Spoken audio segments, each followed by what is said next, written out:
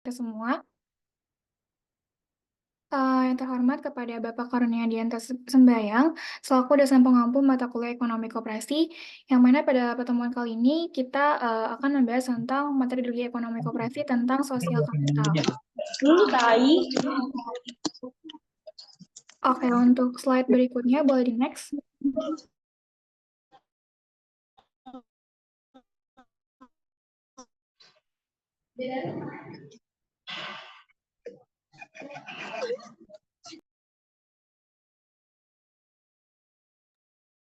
Oke, sebelumnya izin memperkenalkan anggota kelompok dari kelompok 6. Yang pertama ada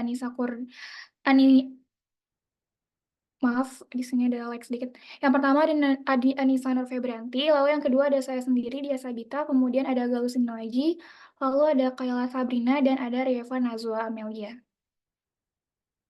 Nah, untuk pembahasan pada hari ini tentang sosial kapital, kita akan membahas tentang pendahuluan atau intermezzo dari apa sih modal sosial itu, dan kemudian kita juga akan membahas pengertian dari modal sosial, lalu apa saja wujud-wujud dari modal sosial, kemudian apa pengaruh modal sosial dan modal sosial bagi pembangunan, serta study case yang berupa study case tentang studi kasus modal sosial sebanyak 10 studi kasus.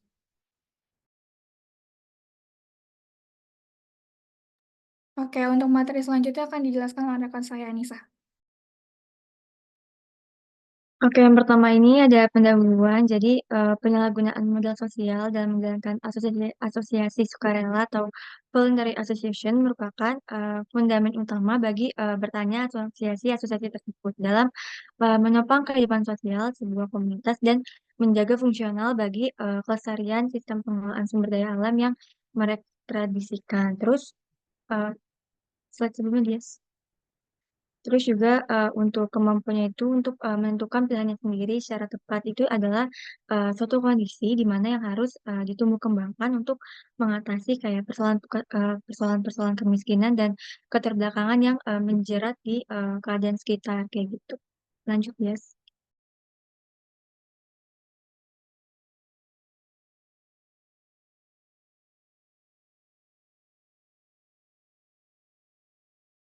Oke, baik, selanjutnya ada pengertian studi kasus yang akan dijelaskan oleh Galus Sinoaji. Berikutnya ada studi kasus, ada pengertian modal sosial. Modal sosial dapat didefinisikan sebagai kemampuan masyarakat untuk bekerja bersama dan mencapai tujuan bersama dalam berbagai kelompok.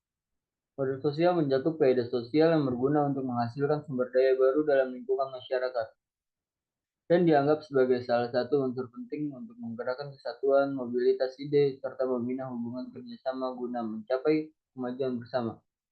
Modal sosial terdiri dari kewajiban menjalankan norma sosial demi keuntungan bersama. Boleh next.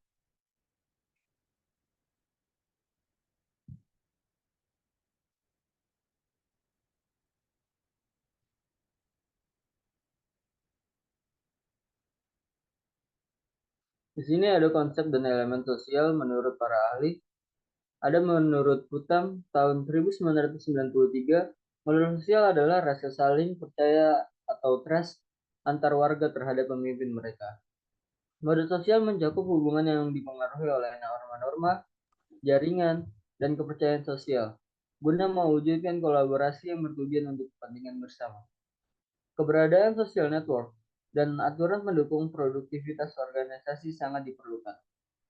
Dan di sini ada menurut Fukuyama tahun 1999, modal sosial didefinisikan sebagai kemampuan masyarakat membangun kepercayaan untuk kepentingan umum atau collective action dalam organisasi untuk perkumpulan. Modal sosial mencakup 3 parameter utama, yaitu kepercayaan, jaringan sosial, dan norma sosial. Boleh di next.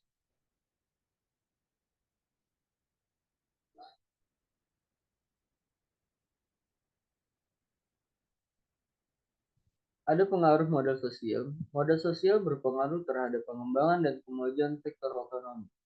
Menurut penelitian Fukuyama tahun 2002, di beberapa negara, modal sosial yang tinggi dapat mempengaruhi pertumbuhan dan perkembangan ekonomi karena besarnya rasa saling percaya antara anggota yang membentuk relasi luas di antara sesama pebisnis. Selanjutnya akan dijelaskan oleh rekan saya.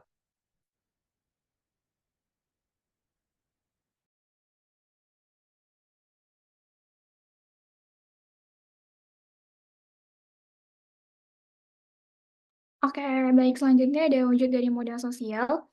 Jadi modal sosial itu diciptakan dan ditransmisikan melalui mekanisme-mekanisme budaya seperti religi, tradisi, atau kebiasaan-kebiasaan yang bersifat historis. Nah, tingkat kepercayaan itu sendiri sangat tergantung pada sistem nilai norma yang berlaku dalam masyarakat. Nah, modal sosial ini adalah yang dalam masyarakat tertentu seperti negara Cina dan Jepang menjadi faktor pendorong perkembangan atau kemajuan dari bisnis. Nah, fakta ini tentunya menolak pandangan dari kaum modernis yang mengatakan bahwa rasionalis adalah hubungan-hubungan personal yang akan menghambat perkembangan bisnis dan juga ekonomi. Wujud dari modal sosial bukanlah benda mati, melainkan terlihat dari berbagai interaksi, nilai, dan kegiatan yang terjadi di masyarakat. Nah, modal sosial sendiri terbangun dari hal-hal yang memperkuat hubungan antara individu dan kelompok sehingga mereka bisa bekerja sama untuk mencapai tujuan bersama. Boleh next slide.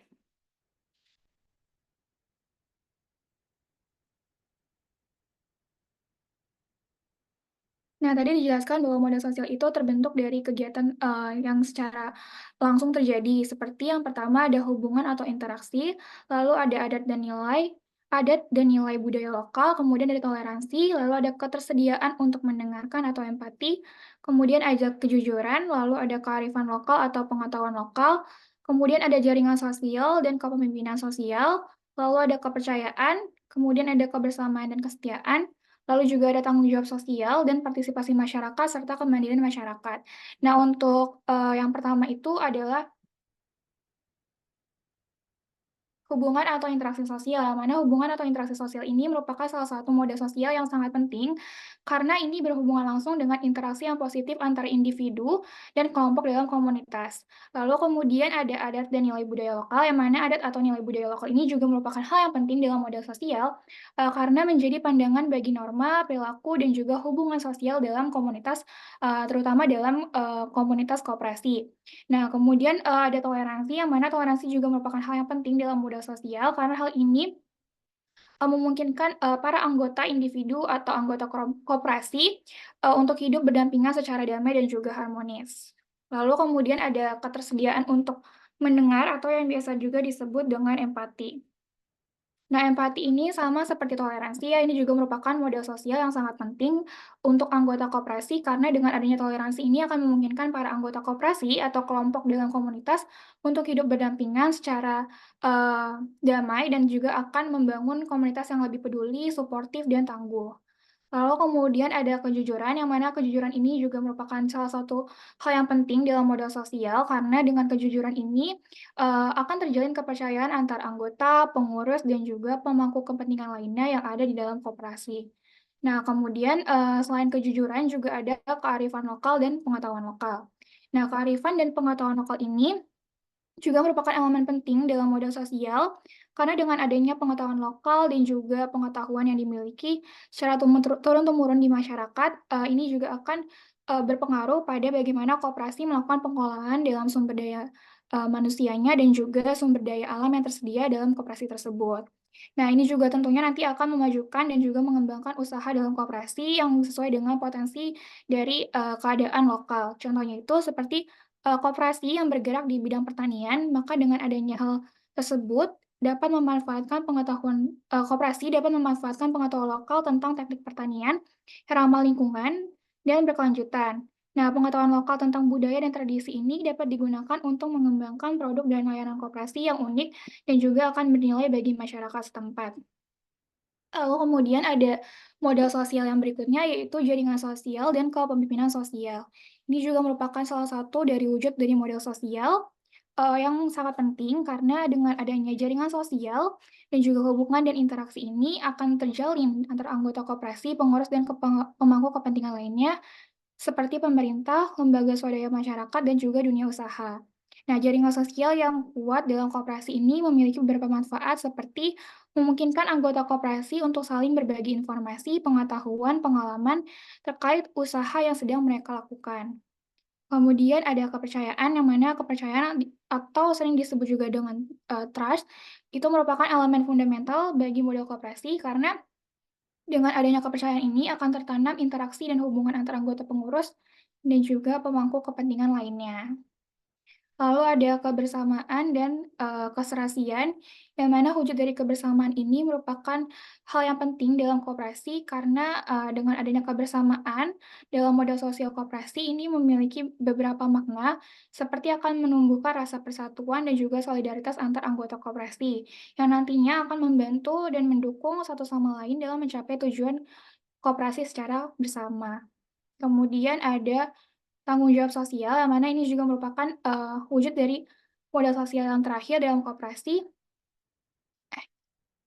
enggak, ini aja, wujud lain dari modal sosial koperasi, yang mana, dengan adanya tanggung jawab sosial ini memungkinkan anggota koperasi untuk menjalankan hak dan kewajibannya dengan sebaik-baiknya, kemudian membuat anggota koperasi berusaha untuk menjaga kelestarian dan bertanggung jawab secara langsung kepada koperasi dengan berpartisipasi aktif dalam kegiatan yang ada di koperasi dan juga berpartisipasi dalam menjaga nama baik koperasi.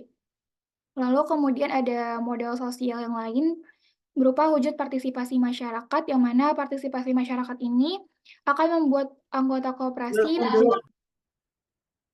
Masyarakat yang, dapat menjadi masyarakat yang dapat menikmati berbagai manfaat yang ditawarkan dalam, koperasi, seperti, masyarakat yang me menggunakan produk dan layanan yang berkualitas dengan adanya koperasi yang menjual berbagai bahan makanan dan juga keperluan secara lebih murah dibandingkan dengan pasar usaha lainnya.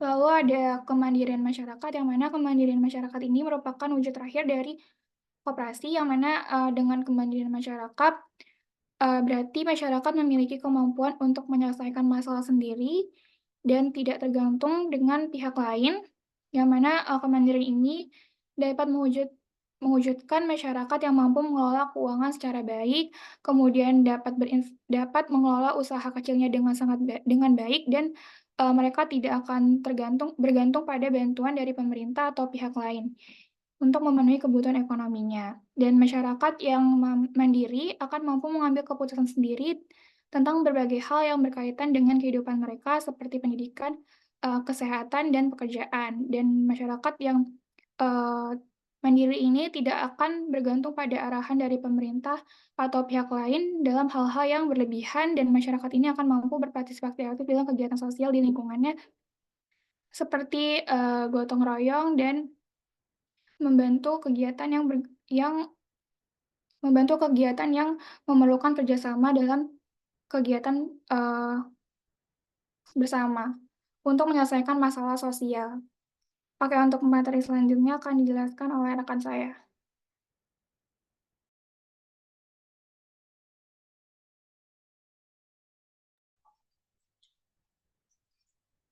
Oke, selanjutnya di sini ada modal sosial bagi pembangunan. Yang pertama, menurut Elinor Ostrom, melalui pengalamannya yang sangat luas dalam mengkaji proyek-proyek pembangunan di dunia ketiga, menyatakan bahwa modal sosial ini merupakan syarat bagi keberhasilan suatu proyek pembangunan.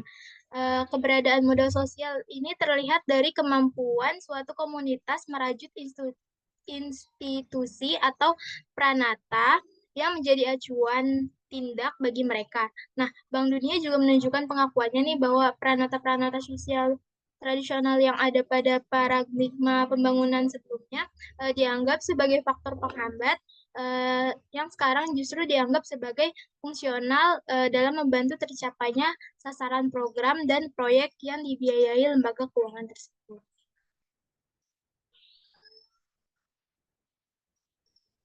Bisa di next.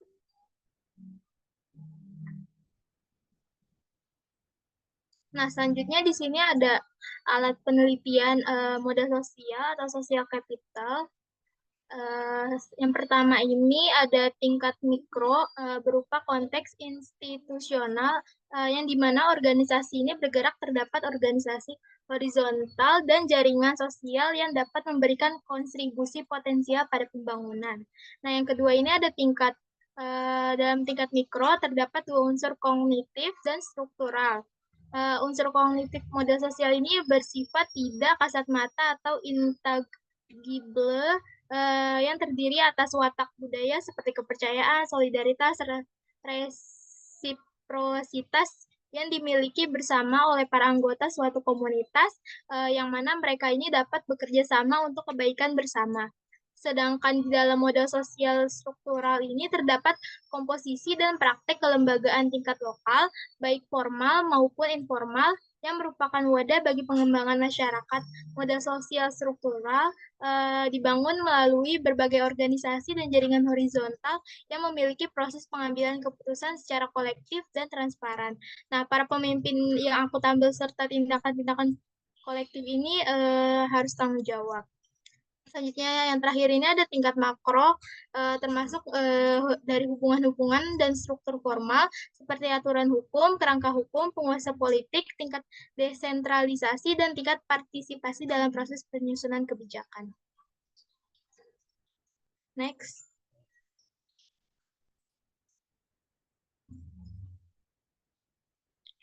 Nah, untuk materi selanjutnya akan dijelaskan oleh rekan saya. Oke, selanjutnya ada komponen modal sosial. Yang pertama adanya partisipasi dalam jaringan.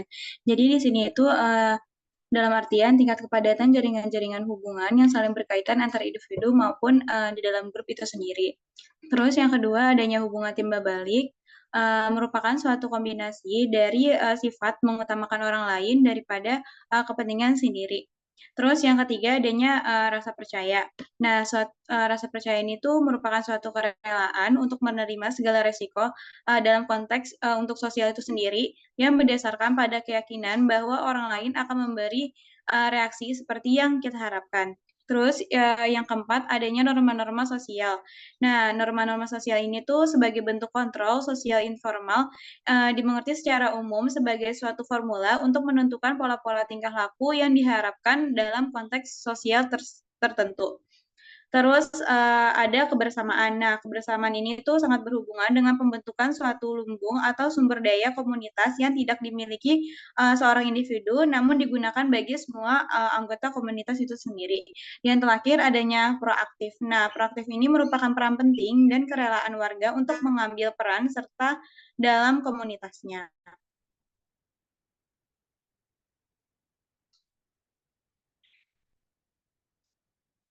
Oke, selanjutnya ada konsekuensi model sosial. Yang pertama adanya konsekuensi positif, yaitu sumber pengawasan sosial, sumber dukungan bagi keluarga, dan juga sumber manfaat ekonomi melalui jaringan sosial. Nah, ini tuh menurut Portes tahun 1998.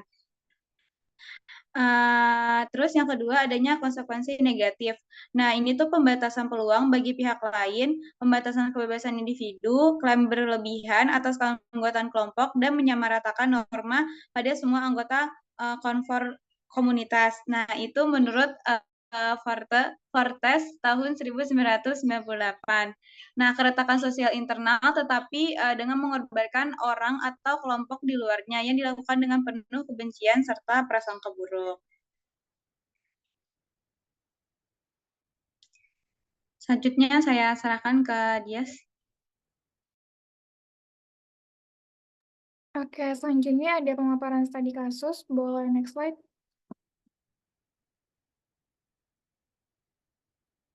Nah, ini ada studi kasus yang pertama dari Koperasi Paguyuban Tenun di Troso. Nah, Koperasi Paguyuban Tenun Troso ini adalah koperasi yang menaungi pengrajin tenun di Troso, yang mana koperasi ini sudah berjalan sekitar 10 tahun dan memiliki tujuan untuk memajukan kesejahteraan anggota dengan menyatukan dan mewadahi anggota pengrajin tenun di Troso agar mudah dalam mengakses informasi-informasi dan permodalan usaha kain tenun. Nah, berdasarkan hal tersebut, untuk menjaga eksistensi dan mencapai tujuan koperasi, maka harus ada kerjasama dari setiap anggota dalam menjalankan kegiatan koperasi. Nah, kerjasama tersebut dalam Koperasi Paguyuban Tenun Troso ini merupakan suatu bentuk dari model sosial, yang mana kegiatan-kegiatan yang dilakukan koperasi ini tidak lepas dari peran dan kerjasama anggota, sehingga dalam hal ini dilakukan analisis model sosial dan partisipasi dari anggota koperasi, serta pengaruh model sosial terhadap partisipasi anggota. Boleh next slide.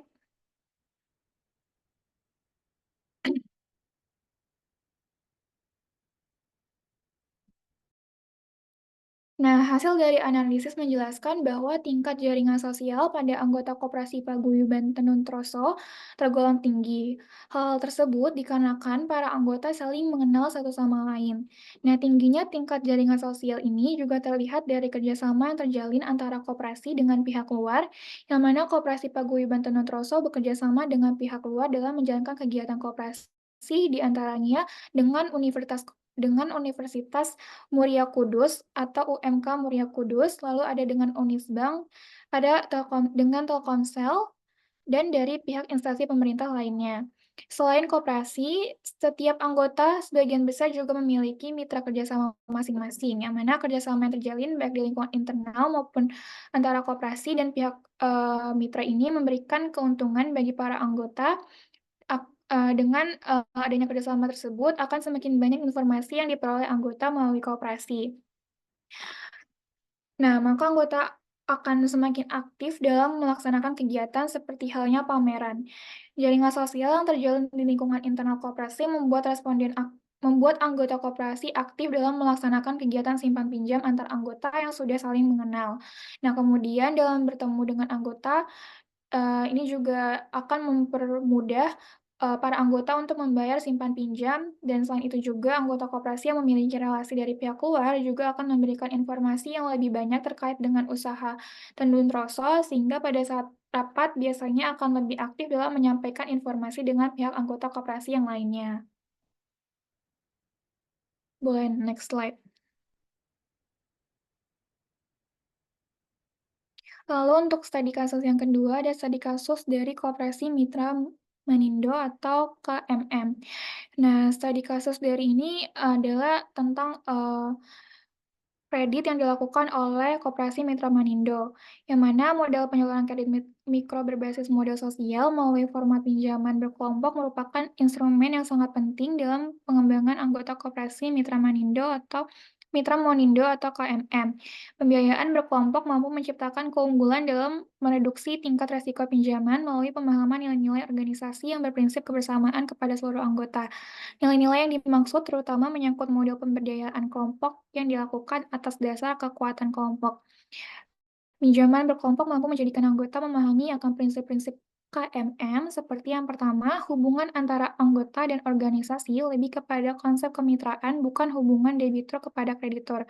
Kemudian yang kedua, bisnis yang dijalankan oleh organisasi bukan hanya berdasarkan pada profit, tetapi juga terkandung makna kemakmuran yang lebih luas. Dan yang ketiga, Koperasi Mitra Manindo hanya melakukan investasi yang halal dan tidak menimbulkan kemudaratan atau ketidakmanfaatan. Boleh next slide.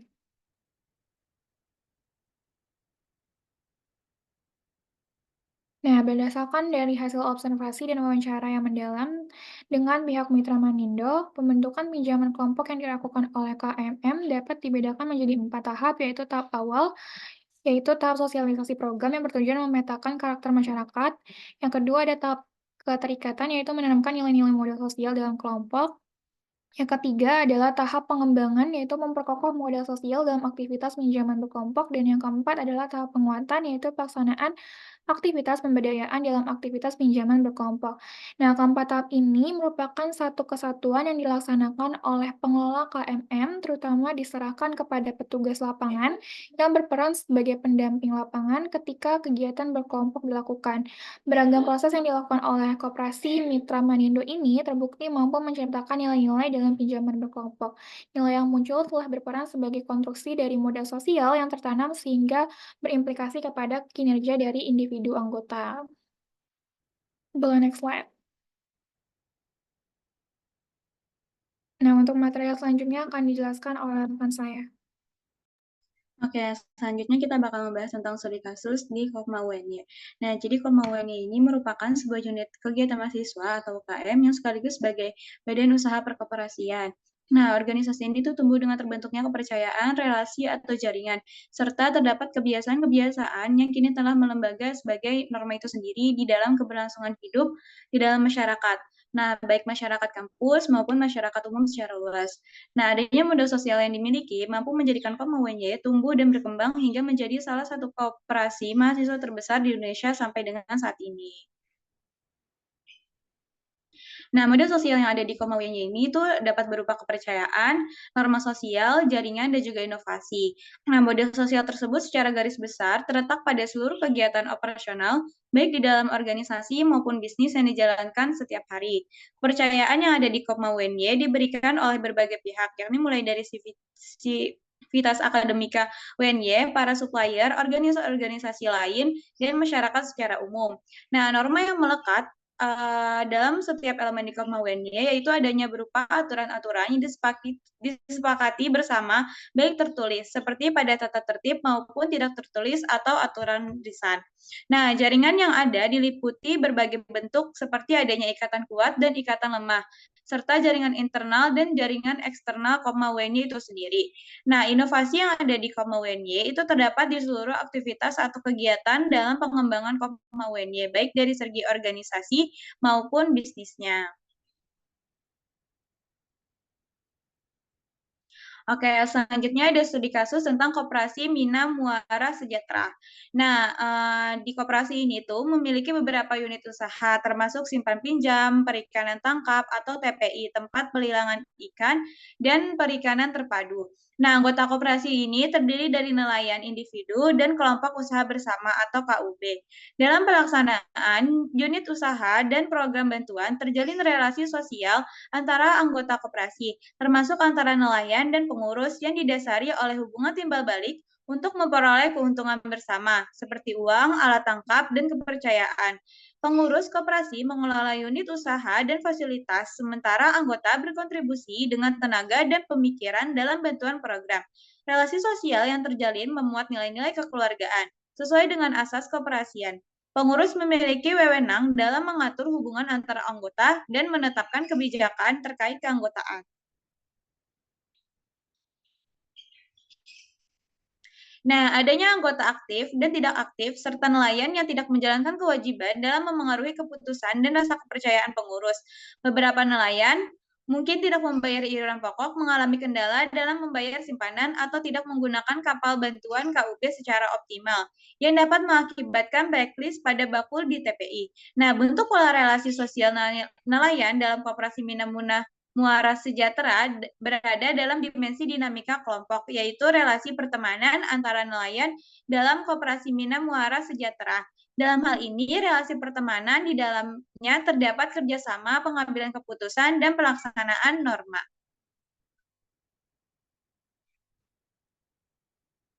Untuk selanjutnya akan dijelaskan oleh rekan saya.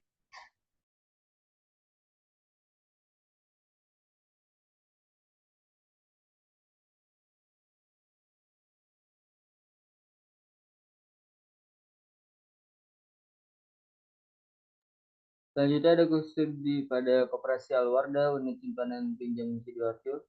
Berdasarkan hasil regenerasi linear berganda, ditemukan bahwa obligasi negara dan ekspor berpengaruh signifikan terhadap pertumbuhan ekonomi di Indonesia. Terdapat pengaruh signifikan dari modal sosial, termasuk kepercayaan, resiprositas, partisipasi anggota, nilai sosial, dan norma sosial terhadap pengembangan unit usaha KUD Adil Makmur, Kecamatan Kertosono, Nganjuk. Penelitian memberikan saran sebagai berikut. Faktor kepercayaan dan partisipasi anggota adalah yang paling dominan dalam mempengaruhi perkembangan unit usaha. Pengurus KUD diharapkan meningkatkan kepercayaan dan partisipasi anggota dengan transparansi, kejujuran, keadilan, musyawarah, dan melibatkan anggota dalam kegiatan koperasi. Modal sosial bisa ditingkatkan dengan kebijakan manajemen yang mendukung kesejahteraan anggota sehingga diharapkan anggota dapat memperkuat modal sosial untuk perkembangan koperasi yang optimal sesuai dengan tujuan. Boleh di next.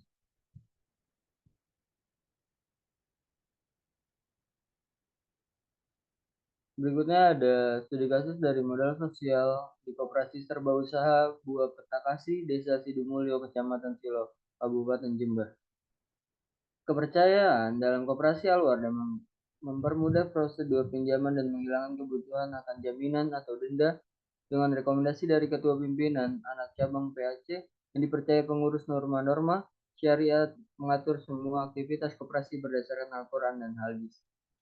Dengan sistem tanggung renteng di mana ketua PAC bertanggung jawab atas anggotanya. Jaringan-jaringan network berperan penting dalam penambahan modal yang hanya berasal dari dana hibah pihak yudikatif karena koperasi menghindari pinjaman bank untuk menghindari bunga-bunga yang haram. Pengurus menggunakan jaringan mereka untuk mendapatkan dana hibah, penetapan minimal 10 anggota di setiap kecamatan yang membantu menarik anggota baru dari organisasi Fatayat. Berikut ada modal-modal sosial mendukung keberlangsungan koperasi Al-Wardah melalui satu jaringan-jaringan yang mempermudah penambahan modal dan anggota baru serta mendapatkan informasi anggota. Yang kedua ada norma-norma yang menjadi panduan koperasi yang mendukung peningkatan sumber daya manusia serta perbaikan pada syariah melalui pelatihan. Yang ketiga ada kepercayaan atau trust yang mengurangi biaya pengawasan dan meningkatkan efisiensi koperasi. Selanjutnya akan dijelaskan oleh teman saya.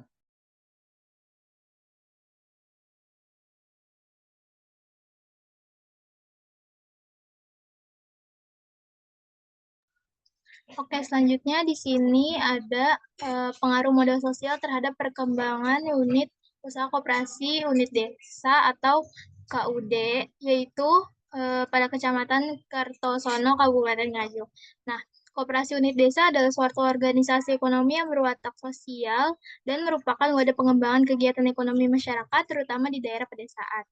Dalam koperasi seperti KUD ini, peran modal sosial ini sangat penting untuk perkembangan koperasi. Nah, modal sosial ini merupakan suatu elemen yang dapat mendorong perkembangan satu unit usaha koperasi untuk menuju kesuksesan.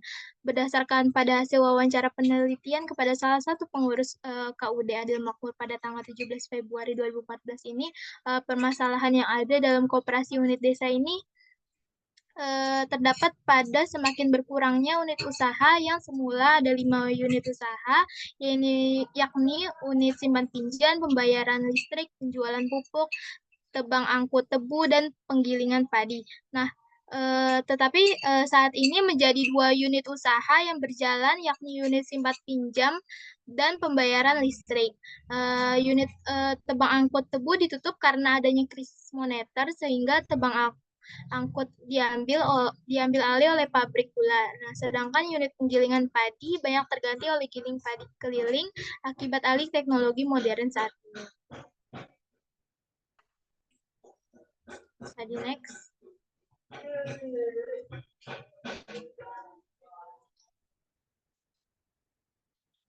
Nah, berdasarkan fenomena tersebut, terlihat nih bahwa kepercayaan dari anggotanya berkurang. Oleh karena itu, para pengurus serta para anggota koperasi ini harus lebih meningkatkan modal sosial yang terdiri dari kepercayaan, norma sosial, dan jaringan sosial antara petani anggota dengan pengurus, serta kepercayaan yang tinggi. Ini merupakan suatu modal dasar yang sangat penting di dalam melakukan aktivitas kolektif yang berkenaan dengan perkembangan unit usaha pada KUD.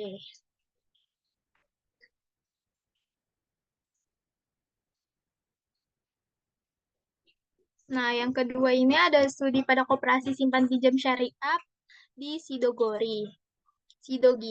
Nah, penelitian ini mengidentifikasi modal sosial yang ada di koperasi simpan pinjam syariah Sidogiri berdasar atas definisi Putnam dan unsur modal sosial menurut Hasbullah yang kemudian akan dikaitkan dengan jati diri koperasi dari hasil Kongres ICA pada tahun 1995. Nah, dalam hal ini koperasi simpan pinjam syariah Sidogiri ini sudah mempunyai hubungan sosial yang baik karena awal pembentukannya ini didasari oleh orang-orang yang memiliki latar belakang yang sama, yaitu sebagai seorang santri di pondok pesantren. Sidogiri lalu diperkuat dengan semangat memberantas sistem riba yang ditetapkan oleh rentenir di sekitar pondok pesantren. Nah, hal tersebutlah yang menjadi cikal bakal modal sosial yang dimiliki oleh koperasi simpan pinjam syariah di Sidogiri. Modal sosial yang terbentuk dalam koperasi Sidogiri ini kemudian diturunkan dalam visi dan misi koperasi sehingga dalam perumusan arah gerak lembaga tetap sesuai dengan tujuan di awal. Jadi next.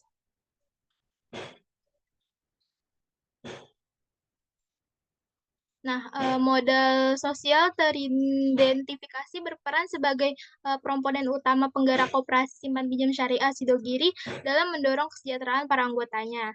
Nah, modal sosial ini telah mengada sejak awal pendirian koperasi simpan pinjam syariah di Sidogiri, serta rasa saling percaya merupakan kunci dari sosial koperasi simpan pinjam ini. Kepercayaan tersebut ini tumbuh dan berakar dari norma dan nilai-nilai yang melekat pada budaya jaringan koperasi simpan pinjam syariah Sidogiri. Nah, sehingga terjadi kerjasama yang baik lalu berdampak pada kesejahteraan anggota. Modal sosial ini terdiri atas norma kepercayaan serta jaringan dalam koperasi simpan pinjam syariah. Sidogiri ini memiliki hubungan yang saling mempengaruhi nih satu sama lain. Yaitu merupakan pola modal sosial yang berjalan di koperasi simpan pinjam syariah Sidogiri. Nah, yang pertama ini ada norma pada koperasi simpan pinjam syariah yang menjadi fondasi yang fundamental dalam berjalannya modal sosial. Koperasi simpan pinjam ini awal berdirinya dari nilai-nilai serta prinsip koperasi sesuai dengan jati diri koperasi Indonesia. Nah, nilai-nilai tersebut yang pertama ada swadaya, tahu tanggung jawab, kebermanfaatan, demokrasi, keadilan, dan kebersamaan. Nah, budaya kerja yang mengadopsi dari sifat Rasulullah SAW yaitu syidik, amanah, tablik, dan fatona yang menjadikan koperasi simpan pinjam syariah Sidogiri ini mempunyai ritme kerjasama yang kondusif.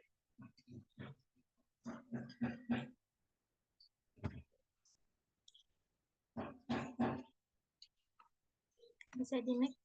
Nah, selanjutnya ini ada saling percaya. Dalam koperasi simpan pinjam Sidogiri ini dipengaruhi oleh dua faktor, yaitu nama besar pondok pesantren dan konsisten antara ucapan dan perilaku dari setiap elemen koperasi. Nah, untuk menjaga kepercayaan tersebut, koperasi simpan pinjam syariah Sidogiri ini selalu berusaha untuk menerapkan perilaku yang sesuai dengan norma yang berlaku. Nah, selanjutnya terdapat jaringan-jaringan dalam koperasi simpan pinjam syariah Sidogiri ini yang menjadi pembentuk modal sosial koperasi. Persaudaraan Pondok Pesantren Sidogiri ini menjadi pelatuk dari terbentuknya koperasi simpan pinjam syariah Sidogiri.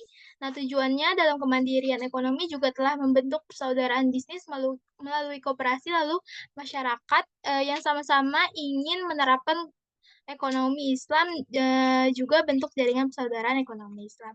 Nah, saran yang dapat diberikan untuk koperasi simpan pinjam syariah Sidogiri ini adalah terus menjaga komunikasi satu sama lain untuk mengembangkan modal sosial di seluruh cabang koperasi simpan pinjam syariah Sidogiri. Nah, di sisi lain koperasi juga harus menstimulus nih pemberdayaan masyarakat melalui anggota-anggota koperasi yang tersebar di berbagai cabang untuk memberikan kesejahteraan yang maksimal terhadap anggota dan masyarakat. Untuk studi kasus selanjutnya akan dijelaskan oleh rekan kelompok saya. Oke, studi case yang selanjutnya itu ada kasus pada komunitas nelayan di Pulau Makassar, Kota Babau. Nah, kondisi nelayannya ini tuh masih dalam skala peasant fisher, yaitu nelayan tradisional yang masih mereka itu berorientasi pada pemenuhan kebutuhan sendiri dan mengadopsi pemikiran Wolf bahwa hal ini tuh dapat terjadi karena masyarakat nelayan di Pulau Makassar, khususnya di Kota Bau-Bau ini memiliki modal sosial yang tidak seimbang antara bonding sosial kapital, terus bonding sosial kapital dan linking sosial kapital. Jadi sosial linkingnya ini belum dapat memfasilitasi kepentingan nelayannya. Lanjut. Nah, untuk kenyataan ini terjadi karena pilihan kebijakan pembangunan yang masih bernuansa top down. Jadi implikasinya ini adalah implementasi pemberdayaan masyarakat nelayan di Pulau Makassar cenderung tidak konsisten dalam menyelenggarakan siklus-siklus penanggulangan kemiskinan dan hanya sekadar menggugurkan kewajibannya. Nah, untuk studi case ini tuh kita bisa diantisipasi dengan mengembangkan program pemberdayaan yang melampaui bantuan keuangan dan penelitian teknis untuk memasukkan aspek-aspek seperti peningkatan modal sosial dan budaya yang lainnya. Terus juga kita ini bisa memperkuat jenjang sosialnya gitu. Jadi bisa kayak kerjasama gitu sama PT-PT atau mungkin perusahaan-perusahaan lain yang bisa untuk memajukan komunitas nelayan di wilayah Kota Bau-Bau. Terus juga kita ini bisa ngembangin kayak pengembangan pengetahuan buat nelayan di sekitar kayak gitu. Jadi nggak cuman yang mereka tuh memikir kayak tradisional aja, kayak cuma dapat mungkin untung di awal doang, tapi bisa juga menguntungkan di masa-masa selanjutnya kayak gitu. Boleh lanjut? Nah, untuk selanjutnya ini ada hubungan modal sosial terhadap pemberdayaan petani karet. Jadi, pemberdayaan masyarakat petani karet ini dari segi penguatan modal usaha tani ini dilaksanakan melalui usaha pemberian bantuan sarana eh, produksi. Jadi untuk meringankan biaya produksi, terutama itu biaya variabel yang setiap musim ini membebani petani karet karena pupuk dan pestisida ini kan pasti musim-musiman dan tanaman itu selalu apa ya, selalu berproses kayak gitu. Jadi dengan pemberian bantuan sarana produksi ini, petani karet ini dapat meningkatin produksi usaha taninya untuk memperkuat uh, kelembagaannya dia di desa. Jadi kayak biar si petaninya ini tuh nggak apa ya, nggak yang kayak cuman gitu aja kayak gitu. Terus juga program ini tuh apa namanya dapat tertahan gitu di ekonomi sekitarnya dia di pedesaan dia itu juga dapat tercapai. Terus juga untuk pengembangan kelompok tani itu adalah sebagai bentuk untuk pemberdayaannya itu untuk membantu para petani karet tadi yang mungkin tidak memiliki modal atau kekurangan modal. Jadi dapat apa ya kayak kita tuh ngebantuin usahanya gitu kita dengan cara bekerja sama dan menambah kekuatan pengembangan kelembagaan di desa tersebut sehingga ketahanan ekonomi di pedesaan ini dapat tercapai secara keberlanjutan. Terus juga karena itu kan jadi hubungan modal sosial terhadap pemberdayaan petani karet di daerah sekitar itu memiliki hubungan yang sangat ini kan jadi kayak bagus gitu kan hubungannya jadi bisa eh, selain bisa untuk menguntungkan bisa memenuhi keperluannya dia jadi bisa untuk membangun jaringan sosial jadi dia memiliki hubungan solidaritas itu yang tinggi kayak gitu. Boleh di next. Mungkin cukup sekian, selebihnya saya serahkan ke moderator. Ya, oke, terima kasih Nisa atas pemaparan materi terakhir. Sudah selesai materi dari modal sosial yang disampaikan oleh kelompok 8. Jika teman-teman ada yang ingin dipertanyakan, silakan untuk mengajukan pertanyaannya. Terima kasih.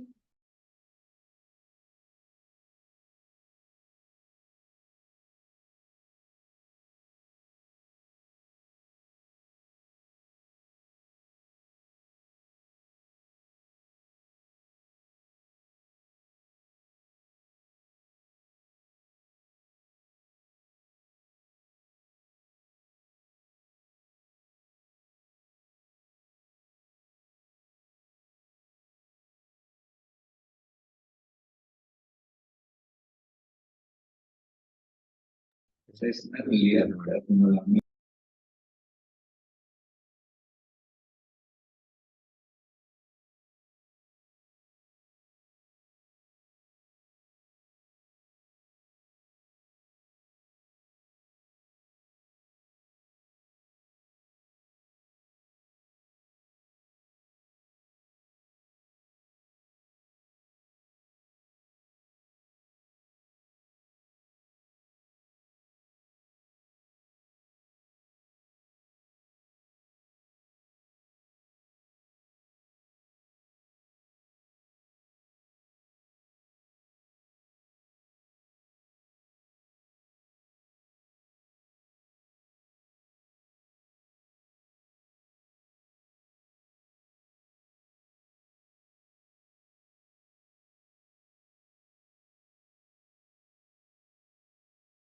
Mungkin teman-teman ada yang ingin ditanyakan atau tidak. Kalau ada, boleh raise hand. Kalau tidak ada, boleh juga komen.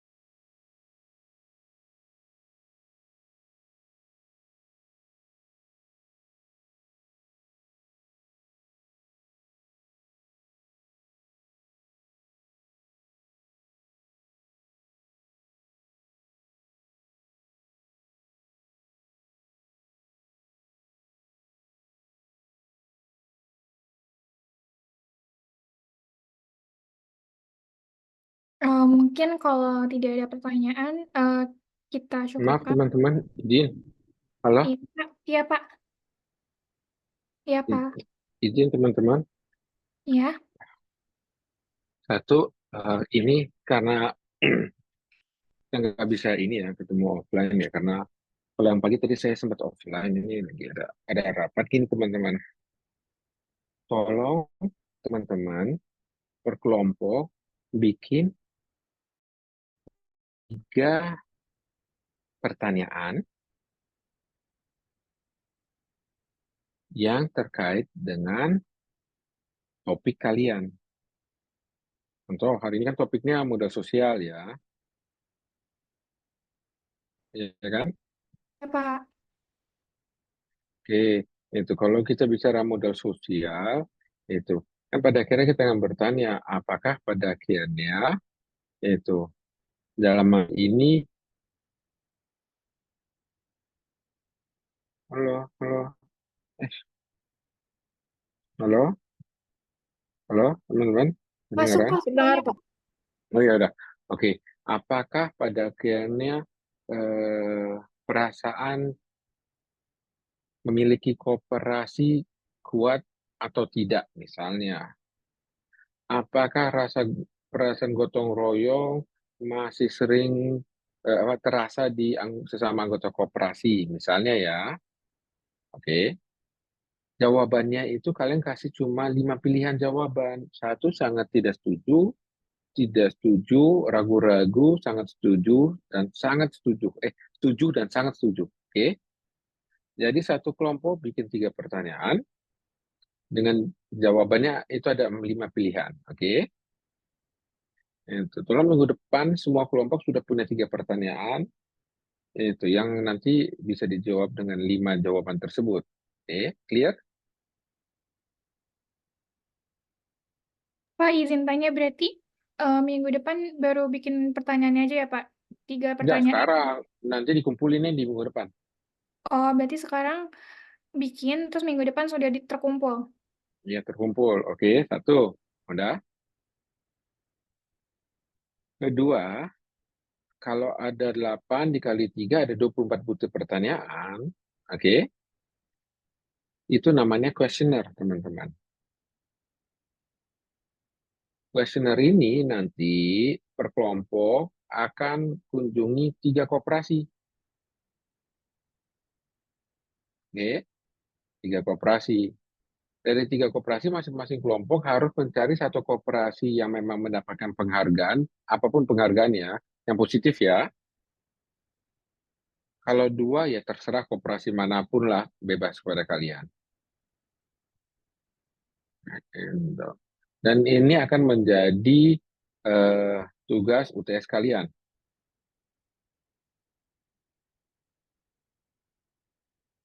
Oke.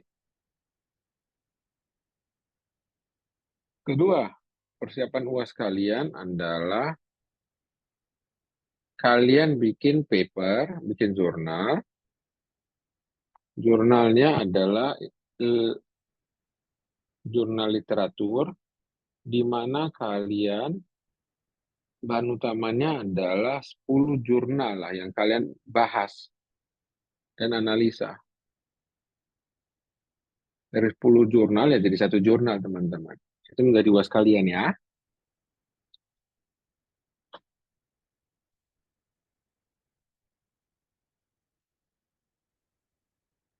Oh iya, sama satu lagi saya lupa tadi, selain kalian kasih kuesioner, outputnya adalah video koperasinya ya.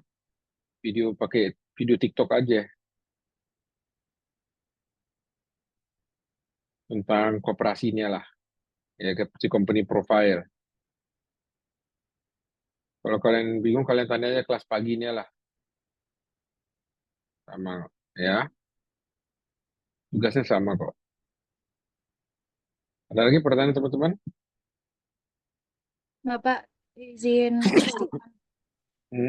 Ya. Berarti buat UASnya bikin paper Iya. atau jurnal literatur bahannya dari 10 jurnal gitu ya, Pak? Iya, 10 jurnal. Tugasnya. UTS-nya adalah kalian turun ke lapangan, itu kalian bikin videonya, nanti videonya habis materi terakhir ya, ke-8 ya, kelompok ke-8 ya, Ya, Pak, habis hari ini kelompok sudah kelompok ke-8, terakhir, Pak. Hah? Hari ini sudah kelompok terakhir. Sudah kelompok Oh iya, 8. modal sosial, iya itu. Di kelompok 8 itu. Berarti itu usahakan di minggu depan sudah bisa ada yang turun ke lapangan ya. Untuk kelompok yang pertamanya lah. Oke, ada pertanyaan teman-teman? Izin bertanya, Pak. Ya, Untuk yang UAS itu kelompok atau individu, Pak? Untuk individu. artikel individu. Bentuknya artikel ya, Paper, Pak, pakai jurnal, abstrak, jurnal. bukan makalah. Iya, Jurnal. abstrak, ya kan. Metodologinya ada disebutnya studi literatur ya teman-teman ya. Itu metodologi. Jadi metodologinya memang membahas artikel-artikel, jurnal-jurnal atau buku-buku itu namanya studi literatur. Kalian lihat aja metodologinya. Nah, ada lagi? Pak, saya izin tanya. Untuk yang UAS itu, untuk materi dari jurnalnya itu sesuai kelompok masing-masing atau tentang ekonomi koperasi secara keseluruhan, Pak? Bebas. Tetapi yang memudahkan kalian adalah kalian cari topik sejenis. Dari analisanya enak. Jadi kalau misalnya kondisi koperasi pertanian itu, jadi kalian baca gimana sih di beberapa paper tentang koperasi pertanian. Biar enak nanti kalian kasih pembahasan sama analisanya. Oke, Pak, terima kasih. Sama izin tanya lagi, Pak. Untuk UTAS itu, kan kalau kelas lain itu deadline-nya 2 minggu ya, Pak. Untuk kelas ini minggu, Minggu depan bisa? kayaknya kalau minggu depan baru turun ke lapangannya, apa mungkin minggu depan ada lagi baru berupa videonya gitu kali, Pak. Ya udah oke. Tapi kan kita akan terkejar dengan deadline di bulan Juni teman-teman. Minggu kedua. Ini kan baru pertemuan ke-9 ya ini ya. Untuk pertemuan selanjutnya itu presentasi atau gimana ya, Pak? Untuk, Videonya yang presentasinya videonya. oh nanti videonya dipresentasikan satu-satu, Pak. Iya, iya, Oke. Nanti majunya dari kelompok pertama dulu, Pak. iya.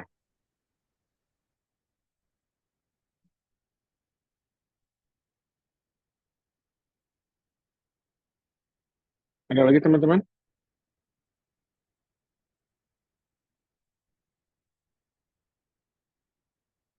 Kalau nggak ada lagi, saya lanjut lagi ini ya, rapat senat universitas ya teman-teman.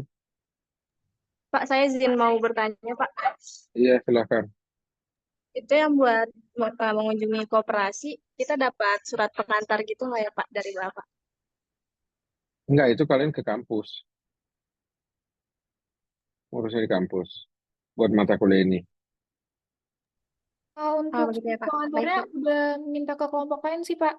Formatnya. Oh iya. Oh iya, dah. Oke, sip.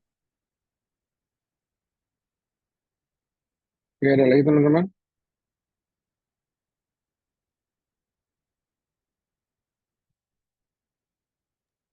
Bapak, ada ketentuan nggak kayak misalnya di dalam koperasi itu harus berapa anggota koperasi yang Nggak ada. ngejawab pertanyaan kita? Oh, Apa nggak ada. satu orang boleh? Eh, usahakan jangan jadi jelek nanti.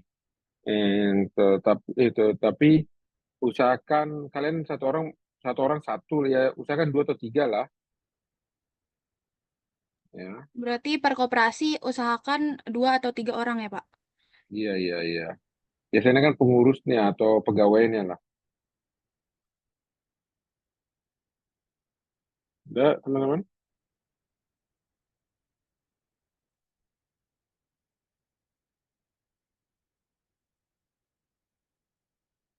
Ada lagi?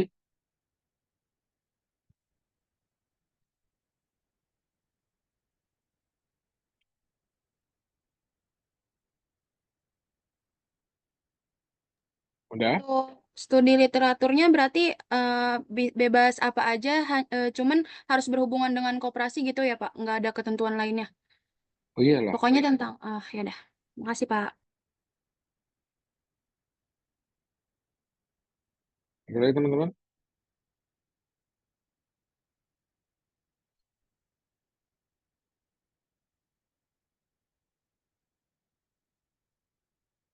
Oke, kalau nggak ada, Pak, saya Pak terakhir. ya Untuk kooperasinya itu kan satu kelompok 3 ya Pak, itu boleh sama atau enggak Pak ya, satu kelompok dengan kelompok lain? harus beda. Kalau kita nggak sengaja sama gitu gimana Pak? Nggak, makanya di data di kelas ini, di data dulu. Oke. Baik, terima kasih Pak.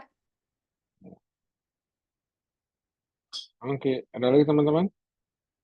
Aku kalau gitu izin live ya teman-teman ya. Materi kirim ke grup, jangan lupa. Iya Pak. Baik Pak, Oke, terima kasih. yo, Terima kasih, terima Pak. kasih teman-teman ya. Assalamualaikum.